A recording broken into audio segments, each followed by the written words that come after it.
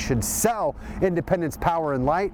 The utility will not be sold. I'm KSHB 41 News reporter Todd Palmer, and we spoke to city officials about how they reached that conclusion. From our standpoint, especially my standpoint, with a focus on economic development, there is a true benefit to having a publicly owned utility in your pocket. IPL was established in 1901, and the city's charter requires a municipally owned electric utility. But the City Council commissioned two studies in April 2023, a cost-benefit analysis and a long-term strategic plan. The outcome of the studies were not all that surprising to me, and I wasn't real concerned about a sell. The cost-benefit analysis showed no windfall from selling IPL. In fact, it would cost the city and residents more, which is why the City Council unanimously voted on September 16th not to sell the electric utility. There's not a bunch of revenues that would come into the city if you sold, and then also the residents would be negatively impacted due to rates having to increase to pay for the cost of a sell. The decision also comes with the expectation that the city better use IPL as an asset to attract businesses and jobs. When you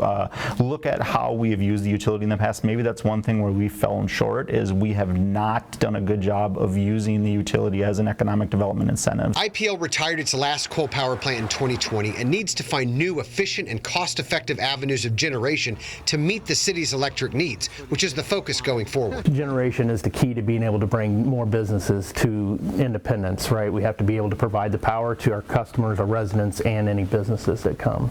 So yeah, absolutely, there's generation projects in the pipeline. We need to invest in our infrastructure. So we need to do our due diligence in making sure that we're reinvesting into it and making sure that it is sustainable into the future. In Independence, Todd Palmer, KSHB 41 News.